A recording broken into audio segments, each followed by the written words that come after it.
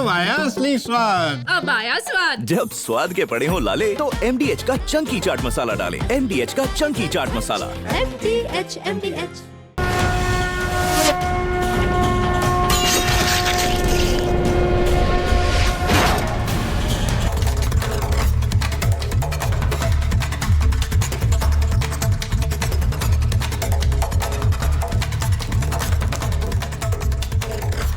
नमस्कार, मैं हूं आपके साथ प्रियंका शर्मा। शाम के 6 बजने को है और वक्त महाभारत का हो चुका है। दर्शकों, आज की सबसे बड़ी खबर है, मॉनसून आया लेकिन तबाही लाया। प्रचंड गर्मी लोगों को लगातार परेशान कर रही थी। जून के अंत तक पहुंचते पहुंचते पहाड़ी इलाकों में बादल फटने की खबरें आने लगी। खौफनाक मंजर बता रहा है, बाढ़ बारिश ने तबाही मचा दी है। हिमाचल के कुल्लू से लेकर उत्तराखंड के ऋषिकेश, चमोली से लेकर केदारनाथ, बद्रीनाथ, यमुनोत्री तक लगातार बारिश से लोग परेशान हो रहे हैं, रास्ते बाधित हो रहे हैं, लोगों की जिंदगी तबाह हो रही है। 2 लोगों की मौत की खबर आई है। दर्शकों, पहाड़ के पहाड़ दरक रहे हैं, खाई में वाहन खिलौनों की तरह गिर रहे हैं। पहाड़ों पर मौसम का रौद्र रूप देखकर मैदानी इलाकों में रहने वाले लोग सहमे हुए हैं। अभी आपको बता दूं, स्टूडियो के बाहर नोएडा में भी बारिश शुरू हो चुकी है। अभी शाम के 6 बज रहे हैं, बारिश शुरू हो चुकी है। मौसम विभाग ने आने वाले 7 दिनों के लिए चेतावनी जारी की है कि पहाड़ी इलाकों में जाने से बचें, नदी नालों के पास भी ना जाएं, वो आपके लिए जानलेवा साबित हो सकता है। अगली खबर दर्शकों, मैं आपको बताऊंगी मौत की मिस्ट्री, सच की हिस्ट्री। दरअसल हर कोई उस राज को जानना चाहता है जो 42 साल की कांटा लगा गर्ल शेफाली जरीवाला की मौत के पीछे छिपा है। कैसे अचानक से फूल सी लड़की जिसे कांटे के लिए याद रखा गया, सबको अलविदा कह गई। अंग्रेजी में एक शब्द है जो इन दिनों काफी ट्रेंड कर रहा है, फिटनेस फ्रीक, यानी कि वर्कआउट की शौकीन, सेहत का खास ख्याल रखने वाली, लाखों दिलों में राज करने वाली खुद अपने ही दिल से हार गई। ये कैसे हो सकता है? अब लगातार इंतजार पोस्टमार्टम रिपोर्ट का हो रहा है, तभी इस राज से पर्दा हटेगा और सच सामने आएगा कि शेफाली जरीवाला की मौत वाकई में क्या कार्डियक अरेस्ट से हुई है या कहानी पर्दे के पीछे कुछ और है। क्योंकि शेफाली ने इंस्टाग्राम पोस्ट पर हाल ही में लिखा था, जिंदगी जीने का वक्त आ चुका है। दर्शकों, तीसरी बड़ी खबर जो मैं आपको बताऊंगी वो सियासत से जुड़ी हुई है। जाति की पिच पर 27 का मैच खेलने की तैयारी शुरू हो चुकी है। उत्तर प्रदेश के इटावा में हाल ही में हुए चोटी कांड को लेकर जातीय घमासान छिड़ गया है, जहां सूबे के मुखिया योगी आदित्यनाथ ने अधिकारियों को फटकार लगाई और चेताया कि जातीय हिंसा या तनाव उत्तर प्रदेश में नहीं होना चाहिए। इसी मुद्दे को अखिलेश यादव ने लपट लिया, जमकर भुना रहे हैं। और कैसे, मैं पूरी खबर आपको बताऊंगी, लेकिन दर्शकों पहले मैं आपको मौसम से जुड़ी खबर बता दूं, क्योंकि पहाड़ी इलाकों में लोग परेशान हैं, लोग बिलख रहे हैं, रो रहे हैं, हाहाकार मचा हुआ है। दरअसल आपको बता दूं, पहाड़ में बाढ़ से बारिश ने एकदम हाहाकार वाली स्थिति बना दी है। उफनती नदियां, तेज धार, लगातार उन नदियों की पहाड़ में इन दिनों बाढ़ से, बारिश से हाहाकार मच गए। आप देख रहे हैं ग्राफिक्स में, ऐसा ही नदियों का जलस्तर हो चुका है, लगातार वो बढ़ता जा रहा है और ऐसे ही गाड़ियां, वाहन सब तैर रहे हैं। चारों तरफ जल प्रलय के हालात बने हुए हैं, कई हादसे भी हो गए हैं। मैंने आपको बताया शुरुआत में 2 लोगों की मौत हुई है। देश के कई राज्यों में बाढ़ और बारिश का प्रकोप है। हिमाचल प्रदेश और उत्तराखंड में नदियां उफान पर है, लैंडस्लाइड से रास्ते बंद हो चुके हैं, यातायात प्रभावित है और 4 धाम की यात्रा को भी 1 दिन के लिए रोक दिया गया है। क्या कुछ स्थिति है इस रिपोर्ट में देखिए, कैसे बारिश लोगों पर कहर बनकर टूट रही है।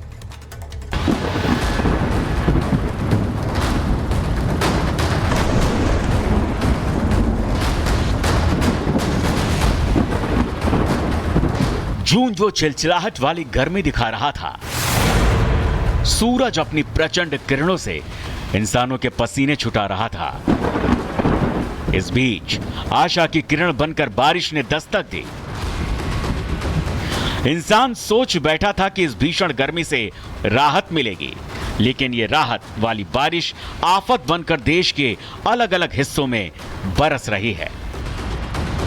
सुकून की चाह में बैठा इंसान अब अपनी जान बचाने की दुहाई कर रहा है, क्योंकि जून ने जाते जाते गर्मी के साथ बारिश का सैलाब दिखा दिया। आसमानी आफत का सबसे ज्यादा असर पहाड़ों पर दिखा। उत्तराखंड के उत्तरकाशी में बादल फटने के बाद लैंडस्लाइड, बुड़कोट यमुनोत्री मार्ग पर बलीगढ़ पर हुई तबाही, निर्माणाधीन होटल साइट को भारी नुकसान। उत्तराखंड में लैंडस्लाइड में 9 मजदूर लापता हैं। निर्माणाधीन होटल साइट पर मजदूर काम कर रहे थे। पुलिस, एसडीआरएफ और एनडीआरएफ रेस्क्यू में जुटी है। तो इस लैंडस्लाइड की वजह से हमारा जो एनएच है वो लगभग अभी जो असेस किया है 10 मीटर के आसपास वो वॉश आउट हुआ है। और जो कैंप साइट थी नीचे लेबर्स की, जिसमें बताया जा रहा है 19 लेबर थे, उसमें से 8 या 9 लोग मिसिंग हुए। यमुनोत्री हाईवे पर बादल फटने के बाद यमुनोत्री नेशनल हाईवे बाधित हो गया है। यातायात ठप है। हाईवे से मलबा हटाने का काम जारी है। लैंडस्लाइड के बाद यमुनोत्री हाईवे पर कई जगह सड़कें पूरी तरह ध्वस्त हो गईं। ओरजी, डबरकोट और सियाना चट्टी में खतरनाक स्तर पर पहुंच गया है जल स्तर। ये तस्वीरें हिमाचल के कुल्लू जिले की हैं। लारजी सैंज सड़क पर पागल नाला के पास एक ऑल्टो कार अनियंत्रित होकर गिर गई। इस दर्दनाक हादसे में मां बेटी की मौत हो गई। यह तस्वीर देवभूमि उत्तराखंड के हल्द्वानी की है, जहां 3 दिन पहले ही बारिश मौत बनकर बरसी। बारिश से नहर में आई उफान से सैकड़ों टन वजनी कार बह गई। कार में सवार एक बच्चे समेत 4 लोग काल के गाल में समा गए। तबाही की यह तस्वीर उत्तराखंड के चमोली की है, जहां बद्रीनाथ हाईवे पर बड़ा हादसा होते होते टला। उमट्टा में पहाड़ी से भारी भरकम बोल्डर गिर आया, जिस कारण बाल बाल बचे राहगीर और वाहन। इस हादसे में गनीमत यह रही कि हादसे के वक्त हाईवे में कोई वाहन नहीं गुजरा। चमोली में बारिश कहर बनकर टूटी है। चमोली के थिरपाक गांव में आपदा का कहर टूटा, जहां तेज बारिश से भारी नुकसान हुआ। तेज बहाव से चमोली में दहशत का माहौल है। कई घरों में मलबा और पानी घुस गया। यह तस्वीर चंबा के नैनीखड़ के आसपास इतनी जबरदस्त बारिश हुई है कि गाड़ी में चलने वालों का आना जाना दूभर है। रास्ता बंद होने के कारण दूर दूर तक गाड़ियों की लंबी कतार लग गई है, जबकि छोटे दोपहिया वाहन, जिनको कि एक दूसरे की सहायता से निकाला गया।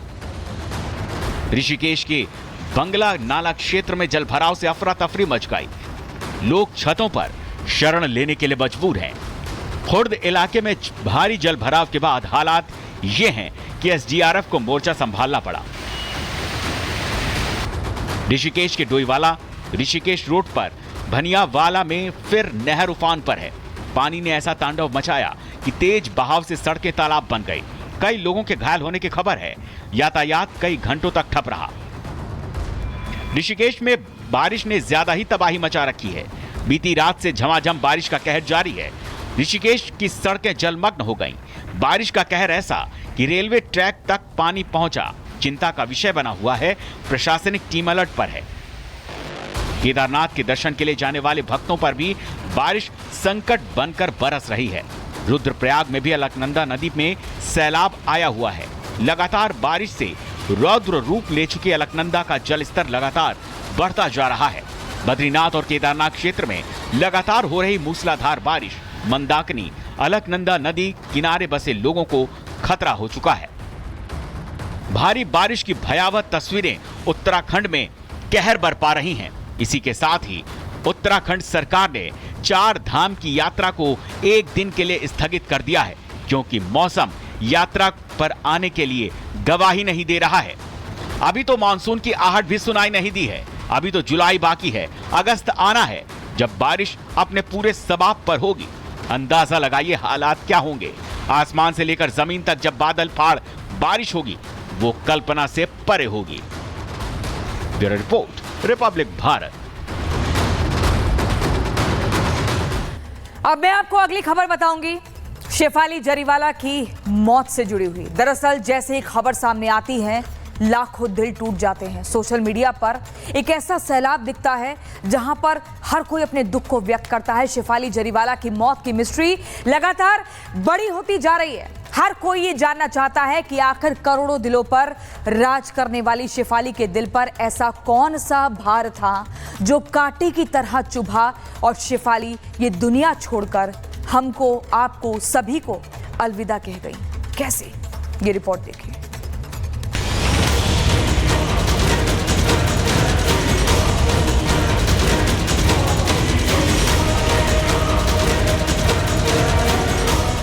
दोस्तों से नहीं हुआ खुलासा, पति से पूछताछ, नहीं हुआ खुलासा, मेडिकल हिस्ट्री से नहीं हुआ खुलासा, फॉरेंसिक जांच से नहीं हुआ खुलासा, लेकिन अब पोस्टमार्टम से होगा खुलासा। कैसे अचानक हो गई शेफाली जरीवाला की मौत? 27 जून की रात मुंबई के चर्च गेट की घड़ी में रात के 11 बज रहे थे कि तभी मुंबई की जगमग रात में एक खबर दौड़ गई जिसने उन लाखों फैंस को गमगीन कर दिया जो शेफाली जरीवाला को दिल से मानते थे। खबर आई कि शेफाली को दिल का दौरा पड़ा। लाखों करोड़ों दिलों पर क्वीन की तरह राज करने वाली खुद दिल के बेतहाशा दर्द से तड़प रही थी। पति पराग ने तुरंत शेफाली को गाड़ी में लिटाया और कार का चक्का अस्पताल की ओर घुमा दिया। हॉस्पिटल तक तय होते रास्ते में शेफाली अपनी जिंदगी के आखिरी लम्हों में मौत से लड़ रही थी। इस जंग में जब तक शेफाली अस्पताल पहुंच पाती, उनको डॉक्टरी सुविधा मिल पाती, तब तक शेफाली के दिल ने उनकी जिंदगी को उनके परिवार के साथ करोड़ों फैंस को धोखा दे दिया था।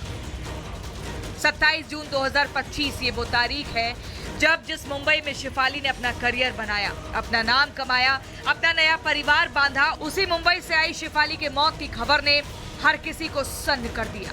केवल 42 साल की उम्र में शेफाली ने दुनिया को अलविदा कह दिया। शेफाली का जाना असामान्य सा लगता है। इंडस्ट्री जो है पूरी सत्ते में है। एक यंग एक्ट्रेस जो एक अपने परफॉर्मेंस के द्वारा, अपने टैलेंट के द्वारा इतनी ऊंचाई पे थी। 42 इयर्स की एज में कार्डियक अरेस्ट से उसकी डेथ हो जाना एक बहुत काफी शॉकिंग और काफी सत्य में है हमारी पूरी इंडस्ट्री। परिवार ने, दोस्तों ने, डॉक्टर्स ने यही बताया कि शेफाली की मौत की वजह कार्डियक अरेस्ट है, यानी कि शेफाली के दिल ने उनकी जिंदगी को धोखा दे दिया था। लोगों के दिलों को अपनी परफॉर्मेंस से खुशनुमा बनाने वाली शेफाली की जिंदगी की ये खबर लोगों के दिलों में कांटा बनकर चुभ गई। हर कोई ये जानना चाहता था कि आखिर शेफाली के दिल में ऐसा कौन सा कांटा था जो दिल में लगा और उनकी मौत हो गई। शेफाली सेहतमंद रहने के लिए कड़ी डाइट को फॉलो करती थी, रोजाना एक्सरसाइज करती थी। तो हम 5-7 एग्जाम्पल्स इन दिनों में देख रहे हैं हॉलीवुड, बॉलीवुड और हमारे तमाम जो नेता, पत्रकार मित्र जो लोग हमारे रहे, उनमें हम लोग 1 बाय 1 अगर चले तो सब में कारण कहीं न कहीं नजर आता है। जैसे कि शेफाली जरीवाला के केस में हम पिन पॉइंट ये नहीं कह सकते क्या कारण रहा होगा जिसके कारण से उनको सडन कार्डियक अरेस्ट हुआ और उनकी डेथ हो गई। तो वो तो खैर पोस्टमार्टम से ही पता चलेगा। हो सकता है कि कहीं न कहीं कोई चीजें हम मिस कर गए हो एज एन मेडिकल फ्रेटर्निटी और उसके कारण से उनकी डेथ हो गई। हमने एक यंग, बहुत ही उभरते हुए कलाकार को देश ने आज खो दिया। शेफाली की मेडिकल हिस्ट्री को भी रिव्यू किया जा रहा है। मेडिकल हिस्ट्री में छिपा मौत का राज। मिर्गी की बीमारी से पीड़ित थी शेफाली। 15 सालों से चल रहा था शेफाली का इलाज। बीमारी की वजह से ठंडी चीजें नहीं खाती थी। असमय बीमारी के दौरे उनको असहज करते थे। मिर्गी की वजह से ज्यादा काम नहीं कर पाती थी। शेफाली ने अपनी बीमारी के बारे में बात करने के साथ साथ ये भी बताया था कि वो अब पूरी तरह से स्वस्थ है और बीमारी से पूरी तरह से बाहर निकल चुकी है। अगर शेफाली मिर्गी की बीमारी से पूरी तरह से स्वस्थ थी तो फिर वो कांपने क्यों लगी थी? ये सवाल अभी जवाब का इंतजार कर रहा है।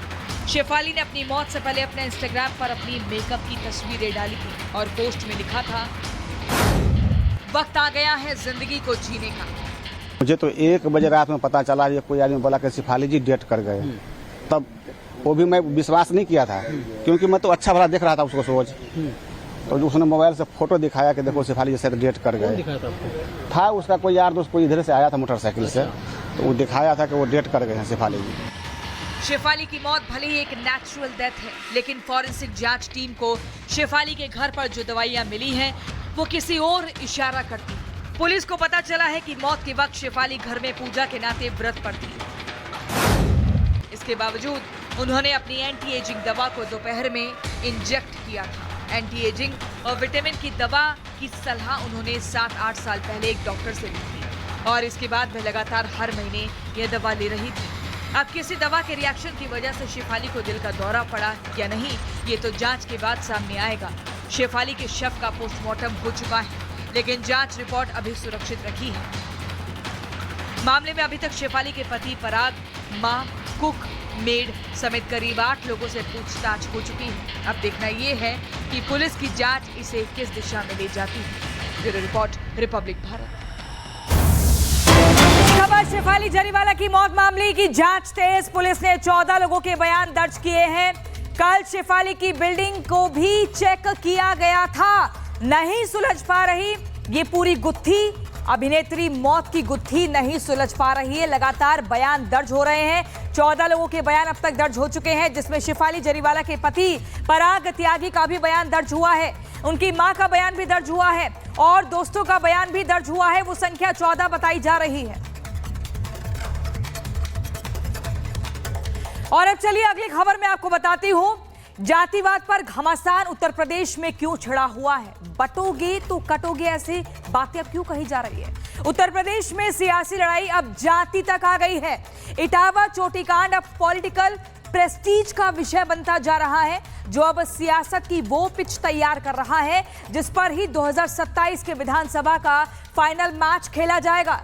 अखिलेश जहां जाति के विभाजन पर दांव लगा रहे हैं और जीत हासिल करना चाहते हैं, तो योगी आदित्यनाथ ने एक बार फिर से ये कह दिया है कि एक रहोगे तो नेक रहोगे और झंडा लगातार बुलंद कर रहे हैं। अब देखना ये है कि उत्तर प्रदेश का जो वोटर है वो एकता की शक्ति में विश्वास करता है या फिर विभाजन की भक्ति में यकीन रखता है।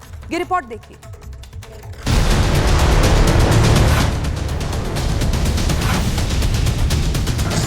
दो 2027 की सियासी तैयारी में पक्ष और विपक्ष दोनों लगे हुए हैं।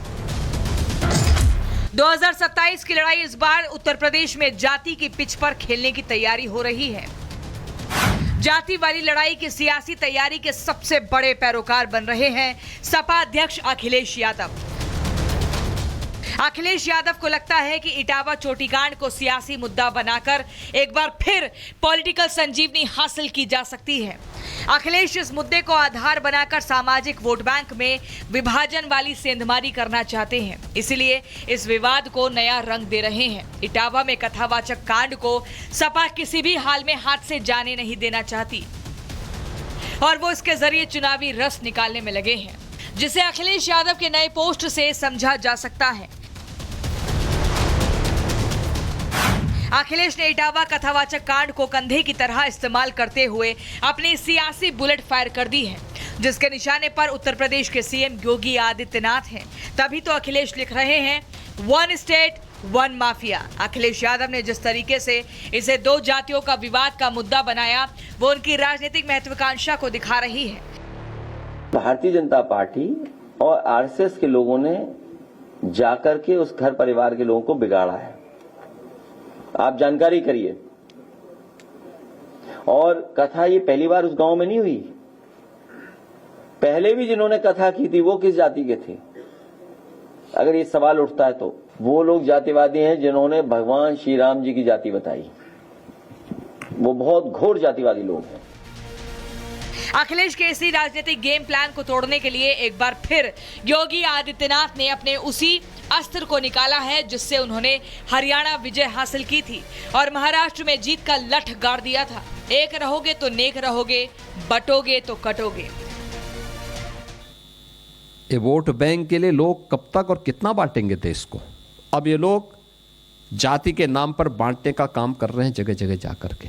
मैं तो बार बार इस बात को कहता हूं कि बटोगे तो कटोगे, एक रहोगे तो नेक रहोगे।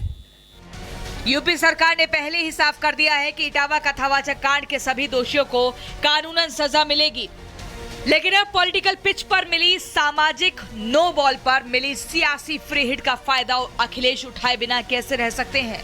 ऐसे में देखने वाली बात यह होगी कि सियासत में एकता की शक्ति जीतती है या फिर विभाजन वाली भक्ति। Bureau report, Republic Bharat. और दर्शकों, अब अगली खबर में आपको बताऊंगी, मां माटी और मानुष का नारा देने वाली ममता बनर्जी की बेटियों पर ममता कहां गायब होती जा रही है। अभी आरजीकर अस्पताल का जो वो हादसा हुआ था, वो इंसिडेंट आप और हम भूल भी नहीं पाए थे। अब एक और नया मामला आ गया है। बंगाल में लॉ कॉलेज स्टूडेंट के साथ हैवानियत का मुद्दा लगातार गर्माता जा रहा है। बीजेपी जहां इस मामले में हमलावर है, तो वहीं टीएमसी के नेता इस संवेदनशील मुद्दे पर अनर्गल बयान दे रहे हैं। हालांकि बीजेपी के तेवर देखकर कोलकाता पुलिस हरकत में आई है, लेकिन आज ही पुलिस से हिरासत से रिहा हुए बंगाल बीजेपी के अध्यक्ष सुकांत मजूमदार ने दो टूक कह दिया है कि इस मामले में बीजेपी का विरोध प्रदर्शन रुकने वाला नहीं है। आखिर क्या है पूरा मामला, एक रिपोर्ट के जरिए मैं दिखाऊं।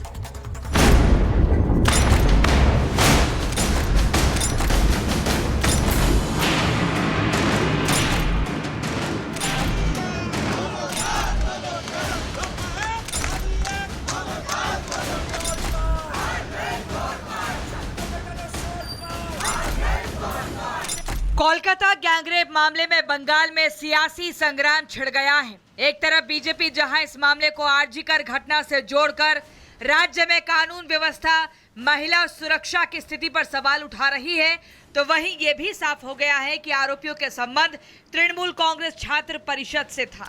बीजेपी इस मामले में ममता सरकार पर सीधे हमलावर है, लेकिन टीएमसी के नेता सरकार पर लगे आरोपों से बेपरवाह है। हालांकि बीजेपी का विरोध देखकर कोलकाता पुलिस एक्शन में आ गई है। इस मामले में कोलकाता पुलिस ने क्राइम सीन रिक्रिएट किया और पीड़िता के बयान दर्ज करते हुए इस केस की जांच के लिए 5 सदस्यीय एसआईटी टीम का गठन किया है, जिसकी अध्यक्षता कोलकाता पुलिस के एसीपी प्रदीप घोषाल करेंगे। वहीं पुलिस ने इस मामले में ताबड़तोड़ एक्शन लेते हुए अब तक 4 आरोपियों को गिरफ्तार भी किया है। हालांकि बीजेपी ने अपना इरादा साफ कर दिया है। बीजेपी ने दो टूक कह दिया है कि जब तक इस मामले का पूरा खुलासा हो नहीं जाता, विरोध प्रदर्शन थमने वाला नहीं, जिसे लेकर कोलकाता पुलिस अब डिफेंसिव मोड में आ गई है। कोलकाता पुलिस ने इस मामले में शनिवार को हिरासत में लिए गए बंगाल बीजेपी के अध्यक्ष सुकांत मजूमदार और उन 32 बीजेपी कार्यकर्ताओं को भी आज सुबह रिहा कर दिया, जिन्हें विरोध प्रदर्शन के चलते शनिवार को गिरफ्तार किया गया था। प्रोटेस्ट करने पर हमें जिस तरीके से गिरफ्तार किया गया, उसके बाद पुलिस हमें छोड़ने के लिए बोले थे बेल बॉन्ड पे साइन करके, और हमारे साथ 32 कार्यकर्ता भारतीय जनता पार्टी के, वो भी पूरी रात लाल बाजार में रहे। और जब सरकार सोती है, जब पुलिस सोती है, तब किसी ना किसी को जागना पड़ता है। आपको बता दें, कोलकाता में इस मामले को लेकर बीजेपी नेता और कार्यकर्ताओं की नाराजगी इसलिए भी ज्यादा है क्योंकि गैंगरेप के आरोपी का सीधा टीएमसी से कनेक्शन सामने आ चुका है। बीजेपी का आरोप है कि टीएमसी के नेता आरोपी को संरक्षण दे रहे थे, तो वहीं इतना संगीन आरोप लगने के बावजूद टीएमसी के ही नेता पीड़िता और वारदात का मखौल बनाते दिख रहे हैं। मैं लॉ कॉलेज में हुई घटना का पक्षधर नहीं हूँ। कुछ लोग इस तरह का अपराध करते हैं, लेकिन अगर कोई दोस्त अपने दोस्त के साथ बलात्कार करे तो क्या किया जा सकता है? क्या स्कूलों में भी पुलिस होगी? वहीं गैंगरेप के मुख्य आरोपी मनोजीत को लेकर कुछ नई जानकारी भी सामने आई। बताया जा रहा है कि टीएमसी से जुड़े होने के चलते आरोपी मनोजीत कॉलेज में दादागिरी चलाता था। उस पर कॉलेज में मारपीट और तोड़फोड़ के कई गंभीर आरोप भी लगे, लेकिन किसी भी मामले में उसके खिलाफ पुलिस ने केस दर्ज नहीं किया, जो सीधे तौर पर साबित कर रहा है कि आरोपी के संबंध हाई लेवल के हैं। बहरहाल राजनीति और अपराध के इस गठजोड़ के खिलाफ बंगाल में बीजेपी का विरोध प्रदर्शन जारी है। देखना यह है कि इस मामले में पूरी तरह से एक्सपोज होने के बाद पश्चिम बंगाल की सीएम आरोपियों को संरक्षण देने वाले नेताओं के खिलाफ कोई कार्रवाई करती है या फिर उनका गुस्सा पीड़िता के लिए इंसाफ की मांग कर रहे बीजेपी नेताओं पर ही उतरता है। Bureau report, Republic Bharat. और अब अगली खबर में आपको बांग्लादेश से बताती हूं, जहां पर हम देख रहे हैं कि लंबे वक्त से हिंदुओं को टारगेट किया जा रहा है। बर्बरता बढ़ती जा रही है। हिंदू मंदिरों को तोड़ा जाता है और टारगेट कर कर ये देखा जाता है कि हिंदू है तो फिर इसके साथ अत्याचार करो। बांग्लादेश में हिंदुओं के खिलाफ अपराध थमने का नाम नहीं ले रहा, उल्टा हिंदुओं के खिलाफ अपराध में अब यूनुस सरकार भी समर्थन दे रही है। राजनीतिक दल भी शामिल हो गए हैं। ऐसा ही एक मामला वहां 27 जून को सामने आया, जिसमें हिंदू महिला, जी हां, हिंदू महिला के साथ घर में घुसकर दरिंदगी की गई और आरोपी बीएनपी का नेता निकला। ये क्या है पूरी वारदात, इस रिपोर्ट में देखिए।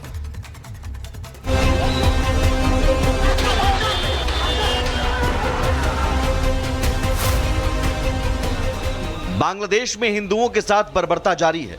पिछले 11 महीनों से वहां कट्टरपंथी लगातार अल्पसंख्यक हिंदू आबादी को टारगेट कर रहे हैं, लेकिन यूनुस सरकार हाथ पर हाथ धरे बैठी है, जिसने अब वहां हिंदुओं को आक्रोशित कर दिया है। कट्टरपंथी की उन्मादी भीड़ कभी वहां हिंदुओं की मॉब लिंचिंग कर रही है, तो कहीं हिंदू मंदिरों को तोड़ा जा रहा है।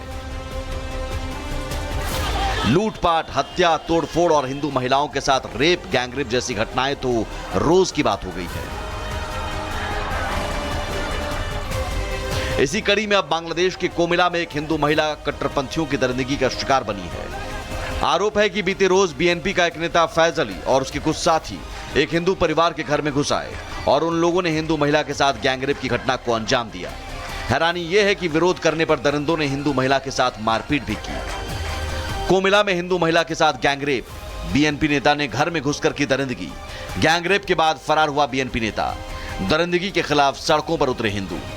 बांग्लादेश जिसको कि मां दुर्गा के ऊंचे गगनचुंबी नारों के गुंजायमान होने की आवाजें उसके कण कण रोम रोम में गूंजती थी, आज वहीं पर मां दुर्गा के भक्तों के ऊपर, मां दुर्गा की शक्ति के ऊपर, मां दुर्गा की मंदिरों के ऊपर हमले किए जा रहे हैं और सारा का सारा अंतर्राष्ट्रीय समुदाय गहन चुप्पी साधे बैठा है। वहीं दरिंदगी की इस घटना में बीएनपी नेता का नाम सामने आने के बाद इस मामले ने तूल पकड़ लिया है, लेकिन राजनीतिक मजबूरियों के चलते यूनुस सरकार पूरी तरह से संवेदनहीन बनी हुई है। यूनुस की तरफ से ना तो बांग्लादेश पुलिस को कोई निर्देश दिए गए हैं और ना ही किसी आरोपी को गिरफ्तार ही किया जा सका है। बांग्लादेश पुलिस उल्टा पीड़ित परिवार से सवाल जवाब तलब करके उन्हें परेशान कर रही है, जिसे देखते हुए बांग्लादेश की पूर्व पीएम शेख हसीना के बेटे ने यूनुस सरकार पर हमला बोला है। मुरादनगर में एक हिंदू महिला के साथ बांग्लादेश में एक और भीड़ ने गैंगरेप किया। करीब 11 महीनों से पूरे देश में भीड़ के हमले, आतंकवाद और बलात्कार जारी है। अगस्त 2024 से यूनुस ने हिंदुओं के खिलाफ अत्याचार, सामूहिक हत्या और मानवाधिकार के उल्लंघन के अपराधियों को केवल राजनीतिक मुद्दों के रूप में खारिज करके प्रोत्साहित किया है। यूनुस और उसके सहयोगी न केवल मुरादनगर में बल्कि पूरे देश में बलात्कार की हर घटना के लिए सीधे तौर पर जिम्मेदार हैं।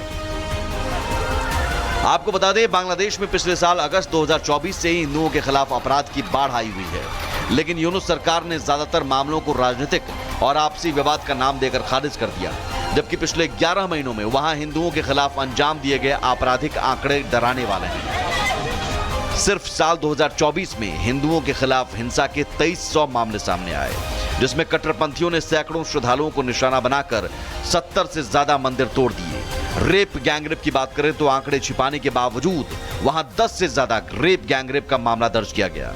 वहीं हिंदुओं के घर में लूटपाट के अनगिनत मामलों में 953 केस दर्ज किए गए। जाहिर है, कट्टरपंथियों के सहारे सरकार चला रहे यूनुस हिंदुओं से बेपरवाह हैं। उनका मकसद सिर्फ सत्ता में बने रहना है, इसलिए बांग्लादेश में हिंदुओं की सुरक्षा सिर्फ राम भरोसे है। Bureau report, Republic Bharat. अब चलिए दर्शकों, मैं आपको अगली खबर बताती हूँ। जरा गौर से देखिए इन दो चेहरों को। इसमें जिस महिला का चेहरा आप देख रहे हैं, ये मासूम चेहरा आपको दिख रहा होगा, लेकिन ये मासूमियत का सिर्फ नकाब है। इस नकाब के पीछे एक कातिल छिपा है। एक ऐसा षड्यंत्र रचा इस महिला ने कि शादी के नाम पर खूनी साजिश रची जा रही थी और वो उस व्यक्ति को कुछ समझ ही नहीं आ रहा था। सोशल मीडिया पर दोस्ती हुई थी और उसके बाद क्या कुछ हुआ आप सुनकर हैरान हो जाएंगे। कुशीनगर में पुलिस को नेशनल हाईवे पर जो लाश मिली थी उसका केस पुलिस ने सुलझा लिया है, लेकिन जो सच सामने आया है वो आपको हैरान और परेशान भी कर सकता है। मृतक की पहचान इंद्र कुमार तिवारी के रूप में हुई है, जिसका मर्डर, लूट और शादी के लालच की वारदात को छिपाने के लिए किया गया। पूरी खबर इस रिपोर्ट में देखिए।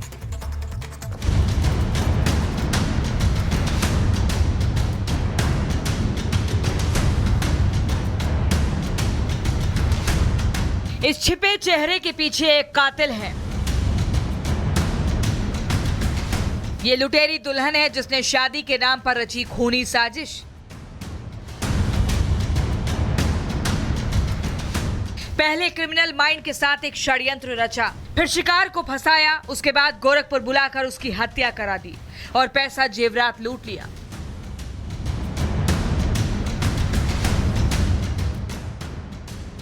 आपको पूरी साजिश की एक एक परत खोलकर बताएंगे, लेकिन उससे पहले देखिए मृतक की वो गवाही जिसने इस कत्ल की साजिश को वारदात बनाने का मौका दिया। संत अनिरुद्धाचार्य के सत्संग में पहुंचा 45 साल का इंद्र कुमार तिवारी ने अपनी वो मंशा बताई जिसने इस साजिश को अंजाम देने के लिए लालच का आधार रचा। अकेला हूँ घर में। 18 एकड़ जमीन है? हाँ 18 एकड़ जमीन है महाराज जी। बंसी नहीं चलेगा क्या? मेरी जमीन कोई देखने वाला नहीं है। साधु बन जाओ, अब का शादी करना शादी अब क्या, जमीन जगह है ना महाराज जी। साधु बन जाओ, भजन करो, कुछ अच्छा काम कर जाओ, शादी होगी तो क्या होगा, क्या मिलना है? यानी कि भरे समाज में 45 साल के इंद्र कुमार ने बताया कि उसके पास जायदाद है, पैसा है, जेवरात है, लेकिन बीवी नहीं है, वो कुंवारा है और आगे वंश चलाने वाला कोई नहीं है।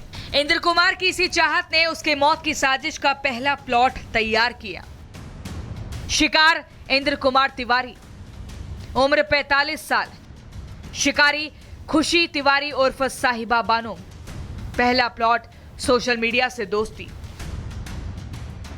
लाल कपड़े के पीछे छिपी शातिर क्रिमिनल को खुशी तिवारी कहकर बुलाएं या फिर साहिबा बानो, ये तो यही बेहतर बता पाएगी।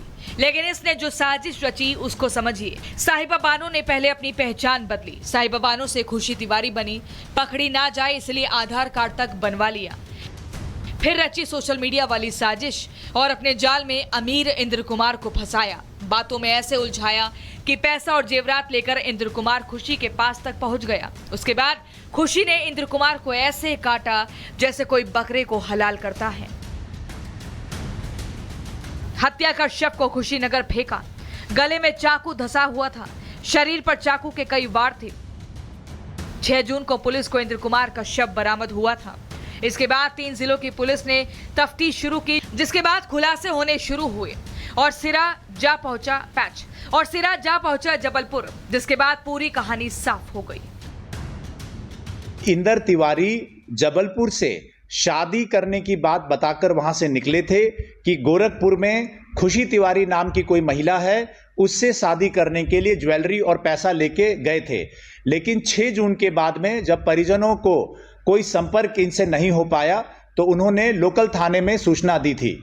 हमारी टीम ने इस पे काम करते हुए खुशी तिवारी नाम की महिला को पकड़ लिया है और बेसिक पूछताछ में ये निकल के आया है कि खुशी तिवारी जो महिला है वो एक्चुअल में साहिबा बानो। कई इंपॉर्टेंट जो क्लू है हमारे हाथ में लग गए हैं। हमारी टीम इस पे काम कर रही है।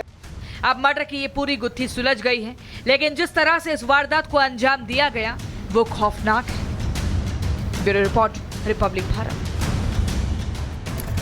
चलिए आपको मैं अगली खबर बताती हूं कि कैसे जहरीला मुल्ला मुनीर कभी नहीं सुधर सकता। ऑपरेशन सिंदूर की चोट से संभल ही रहे पाकिस्तान ने अब फिर से भड़काऊ बयान देना शुरू कर दिया है। अप्रैल में कश्मीर को पाकिस्तान का जगुलर वेन बता चुके आर्मी चीफ आसिम मुनीर मुल्ला मुनीर ने कहा है कि हमारी कौम को कश्मीरी भाइयों की कुर्बानी को याद रखना है। इस रिपोर्ट में आपको दिखाएंगे कैसे मुल्ला मुनीर एक बार फिर से भारत के खिलाफ जहर उगलने लगा है।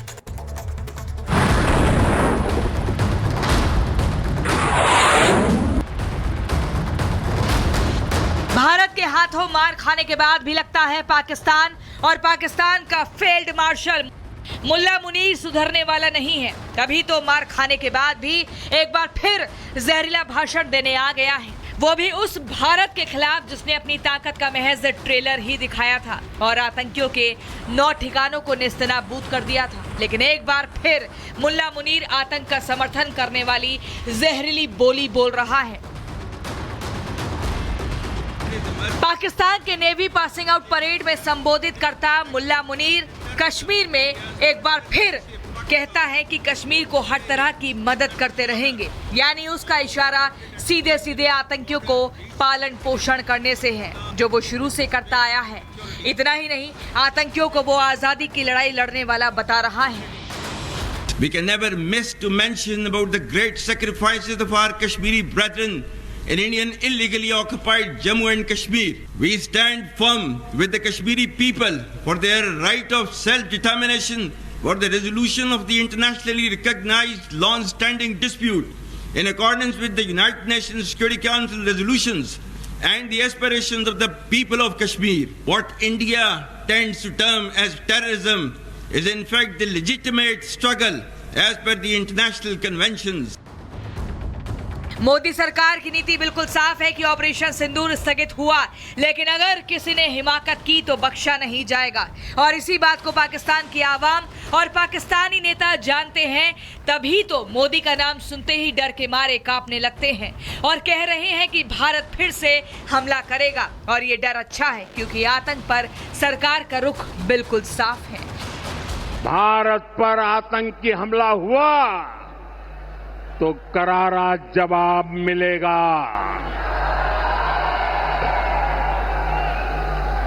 समय हमारी सेनाएं तय करेगी, तरीका भी हमारी सेनाएं तय करेगी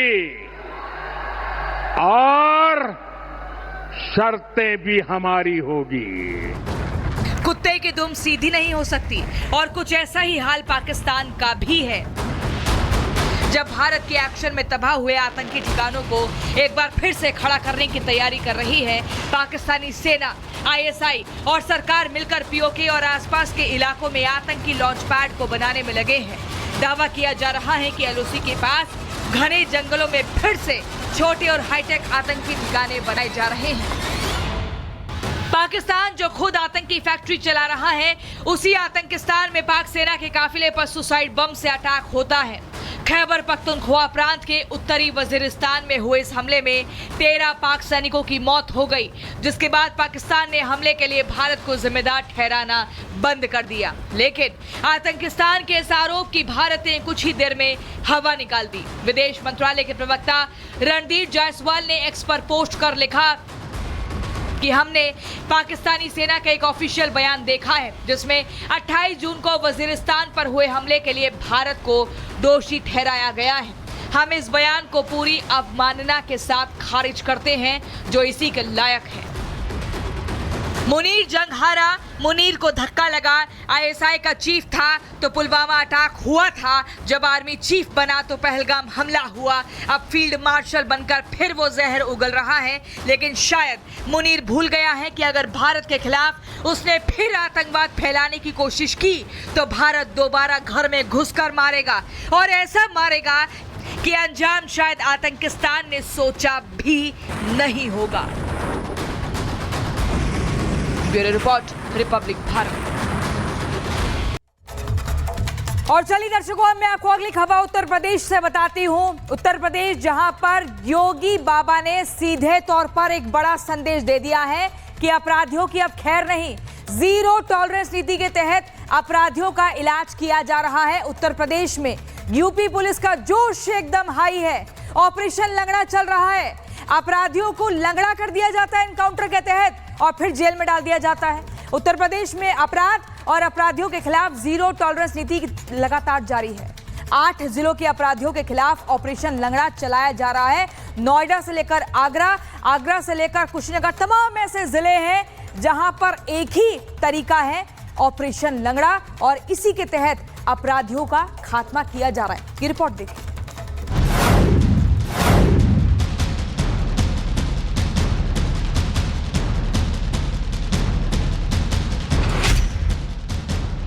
उत्तर प्रदेश में यूपी पुलिस का जोश हाई है। अपराधियों के खिलाफ लगातार हाई एक्शन जारी है। योगी राज की पुलिस ने अपराधियों के लिए यूपी को नो स्टेबल जोन बना दिया है। पश्चिमी उत्तर प्रदेश के हापुड़ में पुलिस ने 25,000 के इनामी 2 बदमाशों का एनकाउंटर किया। दोनों ही अपराधियों ने पुलिस पर वार करने की कोशिश की, जिसके बाद उनको न्यूट्रलाइज कर गिरफ्तार किया गया। 25,000 के 2 इनामियों अनस तथा गुलाम को गिरफ्तार किया गया था। गोकशी के उपकरणों की बरामदगी हेतु दोनों अभियुक्तों को बागड़पुर गावड़ी जंगल की ओर ले जाया गया था, जहां बरामदगी के समय गोकशी के उपकरणों में छुपाए गए तमंचे से अभियुक्त अनस द्वारा पुलिस पार्टी पर फायर किया गया। जवाबी कार्रवाई में अभियुक्त अनस के पैर में गोली लगी। नोएडा में भी यूपी पुलिस की चेकिंग के दौरान मोबाइल फोन चोर और स्नैचरों से मुठभेड़ हो गई, जिसमें बदमाश घायल हुए और उन्हें गिरफ्तार किया गया। गिरफ्तार अभियुक्त के पास से 5 मोबाइल फोन, चोरी की मोटरसाइकिल और अवैध हथियार मिले। एक साथी बदमाश से मुठभेड़ हुई। मुठभेड़ में बदमाश के पैर में गोली लगी। पूछताछ करने पर स्पष्ट हुआ कि इसका नाम सलमान पुत्र रिहान है, जो सीमापुरी नई दिल्ली का रहने वाला है।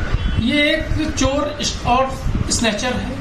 इसके ऊपर पूर्व में लगभग 1.5 दर्जन मुकदमे पहले से पंजीकृत हैं। इसके कब्जे से एक हीरो होंडा मोटरसाइकिल बिना नंबर प्लेट की, इसके अतिरिक्त 5 अदद मोबाइल फोन, तमंचा, जिंदा कारतूस, खोखा कारतूस बरामद हुए हैं।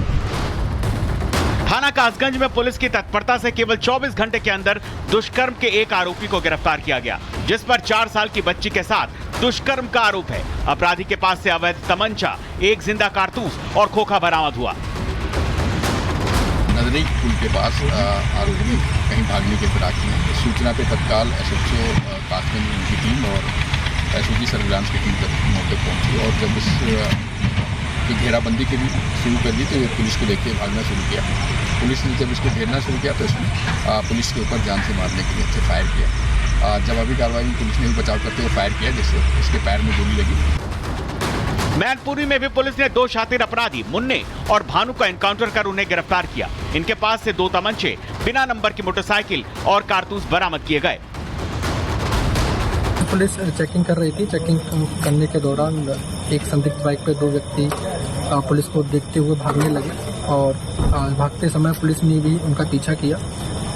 पीछा करते समय इनकी बाइक फिसल गई। बाइक से उतरने के बाद दोनों ने पुलिस पर लगभग 5 राउंड फायरिंग की। सुरक्षा के लिए पुलिस ने भी जवाबी फायर की, जिसमें दोनों के पैर में गोली लगी। बुलंदशहर में यूपी पुलिस की मुठभेड़ मेरठ के बदमाशों से हुई। मुठभेड़ के दौरान पैर में गोली लगने से गैंग लीडर आमिर लंगड़ा हो गया, जबकि फरार हुए 2 अपराधियों को पुलिस ने गिरफ्तार कर लिया। बदमाश के पास से आभूषण, नकदी, तमंचा, चाकू, जिंदा कारतूस और खोखा बरामद किया गया। इसके साथ एक स्कूटी भी मिली है। ये सभी बंद मकानों में रेकी करते थे और चोरी की बड़ी वारदात को अंजाम देते थे। इन पर 10 संगीन मामले दर्ज हैं। थाना खुर्जा नगर पुलिस फिरोजपुर कट के पास चेकिंग कर रही थी। इसी दौरान एक स्कूटी सवार व्यक्ति को पुलिस पार्टी ने रुकने का इशारा किया। इस पर उक्त व्यक्ति भागने लगा एवं पुलिस पार्टी के ऊपर फायरिंग की। आत्मरक्षा पुलिस के द्वारा जवाबी फायरिंग में उक्त बदमाश घायल हो गया है। इसकी पहचान आमिर पुत्र तस्लीम निवासी मेरठ के रूप में हुई है। इसके अलावा पुलिस ने मुजफ्फरनगर में वाहन चोर गैंग के खिलाफ एनकाउंटर अभियान चलाया। एक बदमाश को गिरफ्तार किया, लेकिन 2 फरार हो गए। इनके पास से चोरी का ट्रक और तमंचा, कारतूस बरामद किया गया।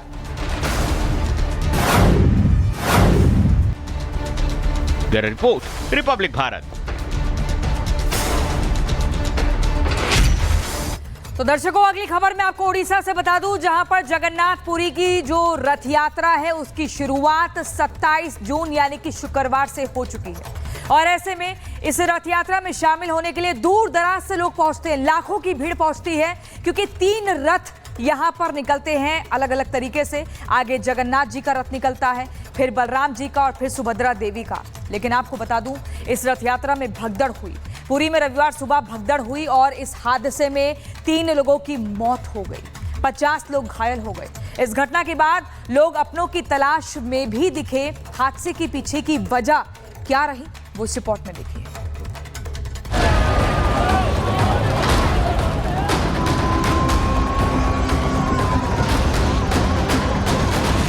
भीड़ और बद इंतजामी,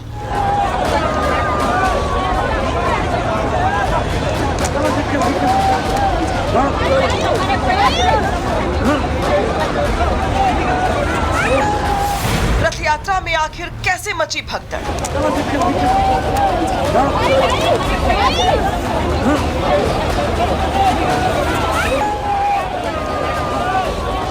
साल भर के इंतजार के बाद पूरी रथ यात्रा की शुरुआत हो चुकी।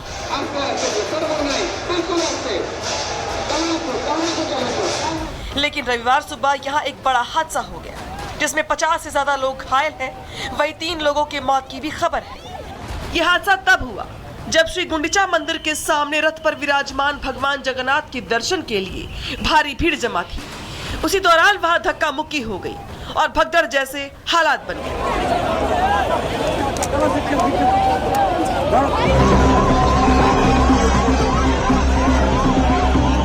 ओडिशा डीजीपी वाई.बी. खुरानिया इस हादसे के बाद मौके पर पहुंचे और स्थिति का जायजा लिया।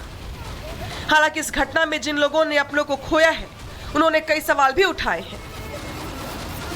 एग्जिट नहीं था ना, एग्जिट नहीं था। एंट्रेंस जिस रास्ते से लोग जाते थे वही रास्ते से लोग निकल के आते थे, क्योंकि एग्जिट जहाँ था वहीं पर उन्होंने वीआईपी के लिए व्यवस्था बनाया था। और एक भी पुलिस भी रात में नहीं था, एक भी प्रशासन का अधिकारी रात में कोई भी नहीं थे। सब वीआईपी का सेवा करके जो उनको वीआईपी के ट्रीटमेंट के लिए उनके रास्ते में खड़े थे। भगदड़ की घटना पे ओडिशा के मुख्यमंत्री मोहन चरण मांझी ने माफी मांगी है। मोहन चरण मांझी ने कहा कि पूरी मंदिर भगदड़ के लिए मैं भगवान जगन्नाथ के सभी भक्तों से क्षमा मांगता हूं। उन भक्तों के परिवारों के प्रति अपनी संवेदना व्यक्त करता हूं। वहाँ की सरकार और विशेष करके अभी मैं देख रहा था मुख्यमंत्री जी का एक संवाद ट्वीट के माध्यम से आई है, एक्स की पोस्ट उन्होंने किया है।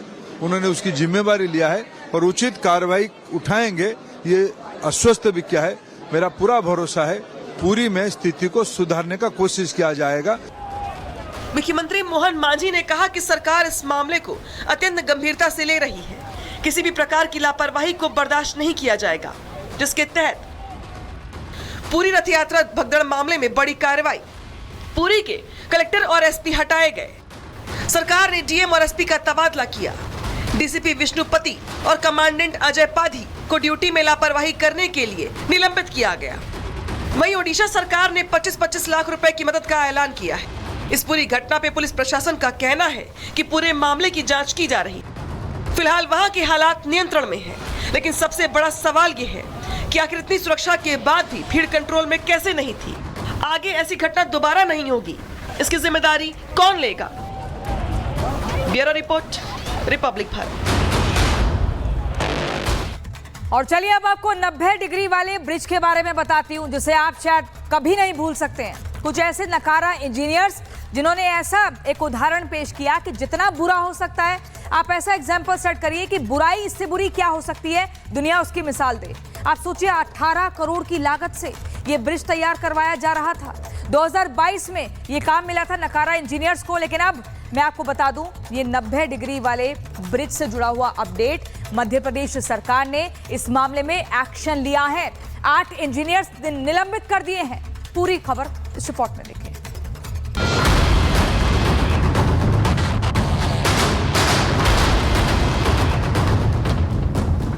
ये ब्रिज तो बिल्कुल नहीं भूले होंगे आप, क्योंकि ये कुछ नाकारे इंजीनियर्स की कारीगरी का अद्भुत नमूना है।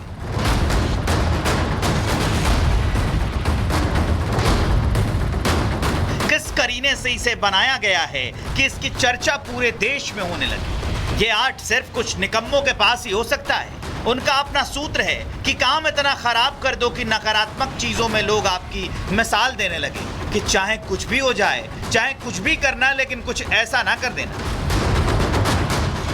खैर, मध्य प्रदेश की राजधानी भोपाल में बन रहे ऐशबाग रेलवे ओवरब्रिज के 90 डिग्री मोड़ को लेकर सरकार ने एक्शन ले लिया है। पीडब्ल्यूडी यानी लोक निर्माण विभाग के 8 इंजीनियर्स को निलंबित कर दिया गया है। साथ ही गलत डिजाइन बनाने वाले निर्माण एजेंसी और डिजाइन कंसल्टेंट को ब्लैकलिस्ट कर दिया गया है। सीएम मोहन यादव ने कहा कि ऐशबाग आरओबी के निर्माण में हुई गंभीर लापरवाही में मैंने संज्ञान लेते हुए जांच के आदेश दिए थे।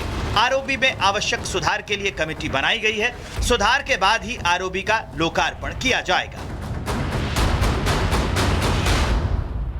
बीते दिन आरओबी को लेकर के जो रिपोर्ट आई थी, हमने कड़ी कार्रवाई की और इसके माध्यम से संदेश दिया है कि हर कोई अधिकारी अपनी दक्षता से काम करे। किसी प्रकार की त्रुटि या गलती करेगी, हमारी सरकार उनको छोड़ने वाली नहीं है। ये एक संवेदनशील सरकार है जिसके साथ गरीबों की व्यवस्थाओं में सदैव मददगार के रूप में भी खड़ी रहती है। अधिकारी कर्मचारी हमारे दुश्मन नहीं है, लेकिन भावनाओं को समझते हुए यथायोग्य जो अच्छे से अच्छा काम करे उनको पुरस्कृत करेंगे, लेकिन कोई गलती होती तो उसको हम नज़रअंदाज नहीं करते। ये संदेश देने के लिए इतना कहना पर्याप्त है। ये तो हो गई कार्रवाई की बात, लेकिन जब आप ब्रिज की लागत जानेंगे तो गुस्से से भर जाएंगे कि सिस्टम में चल क्या रहा है भाई।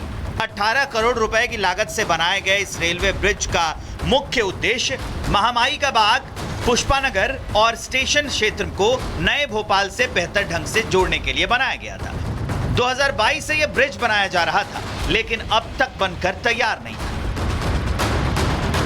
हालांकि निर्माण विभाग से जुड़े अधिकारियों का कहना है कि पर्याप्त जमीन नहीं थी, इसलिए इस तरह का डिजाइन अपनाया गया। लेकिन डिजाइन ऐसा नेगेटिव पॉपुलर हुआ कि कार्रवाई हो गई। जो टीम अब नए डिजाइन के लिए काम करेगी, तो ये काम पहले भी हो सकता था। जिस तरीके से नेगेटिव डिजाइन ये बनाया गया, जो इतना पॉपुलर हुआ, और जब ये मामला संज्ञान में आया, फिर कार्रवाई हुई, फिर नई टीम को दिया गया। ये सब काम पहले भी हो सकता था। शायद जनता का पैसा और समय बर्बाद नहीं होता। इन्हीं खबरों के साथ आपके पसंदीदा शो महाभारत में फिलहाल इतना ही।